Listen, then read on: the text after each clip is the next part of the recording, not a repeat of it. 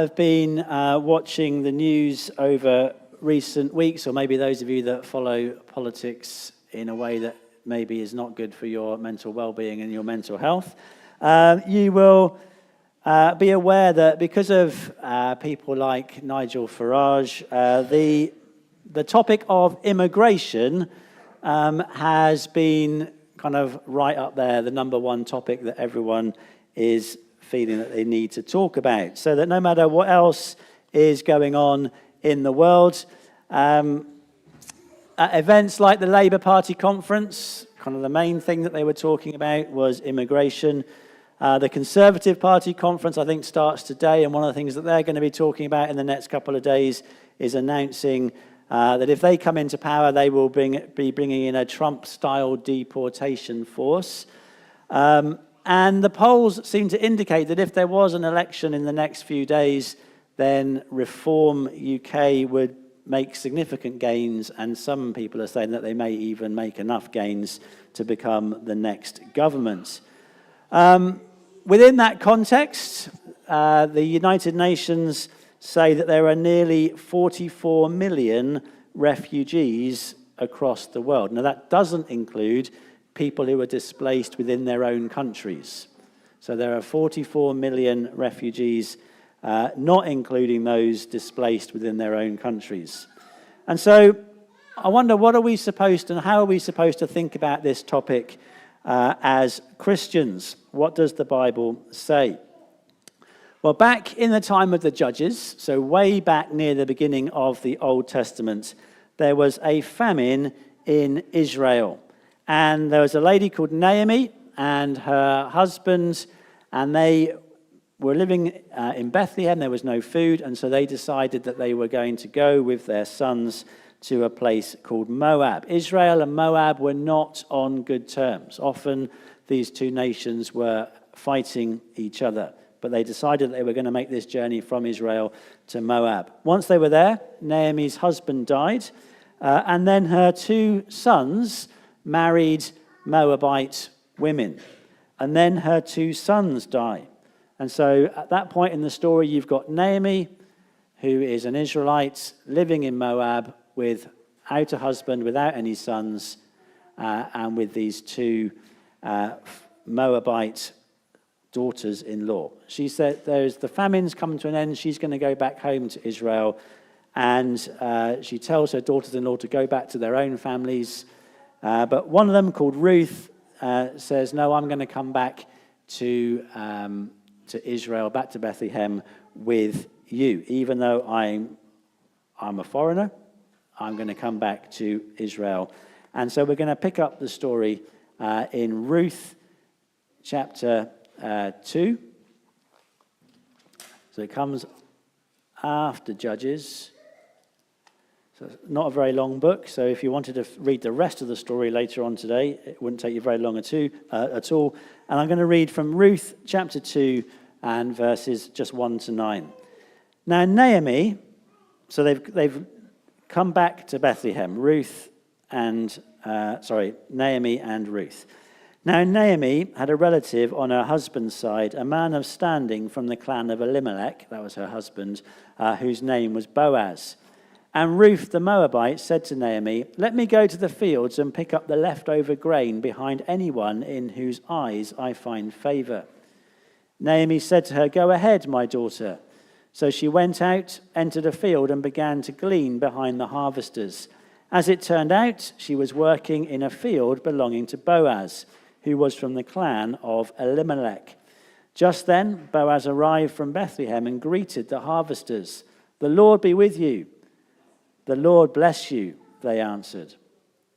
Boaz asked the overseer of his harvesters, who does that young woman belong to? The overseers replied, she is the Moabite who came back from Moab with Naomi. She said, please let me glean and gather among the sheaves behind the harvesters. She came into the field and has remained here from morning till now, except for a short rest in the shelter. So Boaz said to Ruth, my daughter, listen to me. Don't go and glean in another field, and don't go away from here. Stay here with the women who work for me. Watch the field where the men are harvesting and follow along after the women. I have told the men not to lay a hand on you. And whenever you are thirsty, go and get a drink from the water jars the men have filled." And we'll stop at that point. So if you wanted to find out what happened, it won't take you very long at all to read the book of Ruth. So within the law that God had given to his people, so within the law that God had given his people, there was provision for those who were poor, and there was provision for those who were foreigners. So if you were a farmer, you weren't allowed under God's law to harvest right to the edges of your field. You had to leave some at the edge unharvested, so that if they were poor people or they were foreigners who didn't have any land, they could go and find grain there. Also, if whilst you were harvesting, you dropped some, you weren't allowed to go and pick it up. You had to leave. If you dropped it, you had to leave it. Again, for those who were poor and the foreigners could come and find enough to eat. So just as an aside, if you're ever involved in a business or you're in a position of management or anything like that, then just bear in mind that maximizing profits at the expense of people is not a godly principle. But I'm just going to leave that there. That's for another day. Let's get back on topic. And right from the early pages in the Bible, we learn that every single person has been created in the image of God, and therefore every single person is to be treated with respect and with dignity.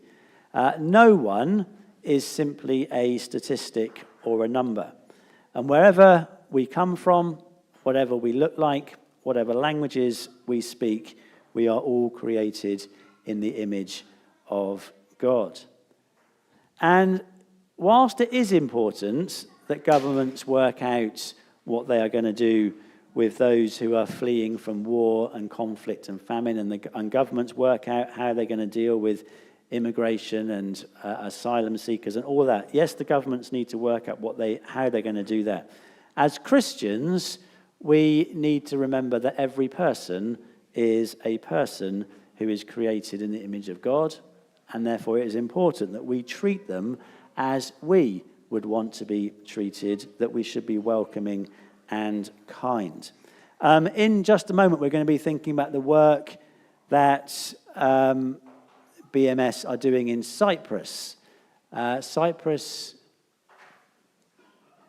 you can't really see that, but it's a very small dot where that arrow is pointing. So Cyprus is quite a small country, but in terms of receiving asylum seekers, it is, although Cyprus is very small, if you look at the per capita statistics, so based on the number of people that are actually living in the country, then it is the leading asylum receiving country in the EU.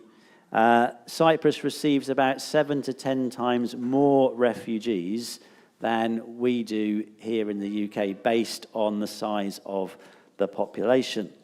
And so whenever you are listening to statistics about things like immigration on the television, or you have politicians spouting numbers, can I encourage you to always check the facts?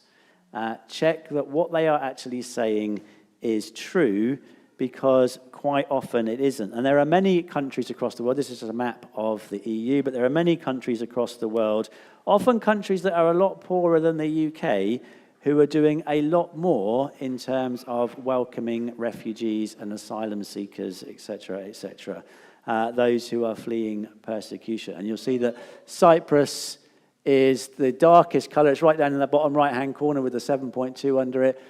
So the darker the colour, then the more refugees are welcomed per capita. This is just Europe, which is why England and Scotland isn't coloured in. But it would be very pale. It's nowhere, so it would be less than 0.5, less than 0.5 if it was included in those statistics. And so in places like Cyprus, where there is obviously so much demand and so much need, it's often essential that charities step up and help those who are seeking help. And BMS World Mission, who we as a church support, they're able to partner with a number of organisations. One of those is a Christian charity called All for Aid. And we're going to just watch a short video that just talks about some of the work that All for Aid are able to do. And they're able to do this because of funding from organisations such as BMS. So if we could have the video, please.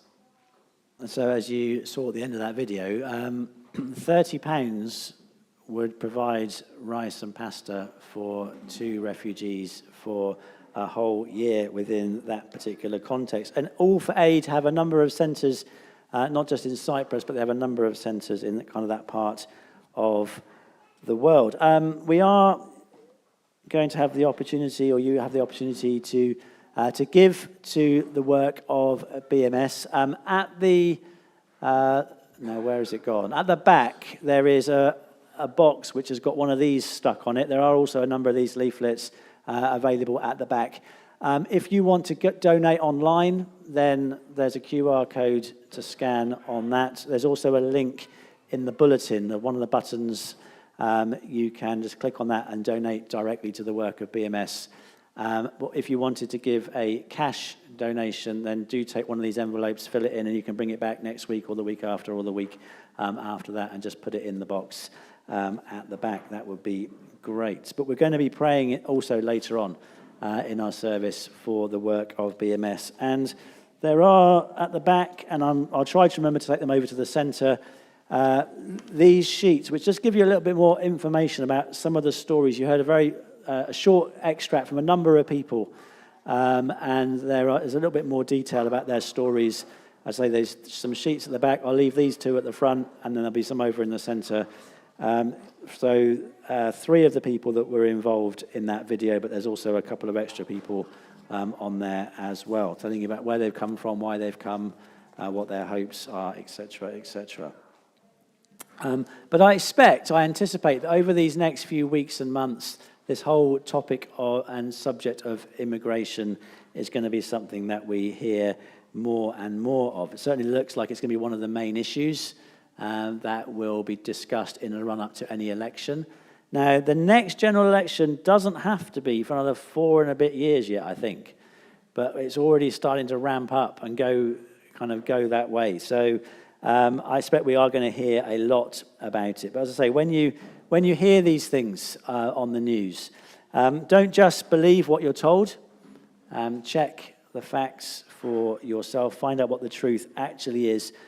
Pray for those people who are caught up in this, and those people that have had to leave their homes, those people that are kind of stuck somewhere on that journey. They're not quite sure where they're going to end up yet. Pray for organisations like All for Aid and BMS World Mission, who are seeking to help people as they are on this journey, just to provide some of the basics. If they've left home with nothing at all, then these centres that can be so important. And just in terms of us and our local community, it's really important that we are kind and friendly and a welcoming face to those who are new into our communities. I'm not talking necessarily about those who are seeking asylum or those who are refugees. Just whenever anyone new comes into our community, to be kind and to be friendly, to be a welcoming face and to share the love of Jesus with them. We're going to pray.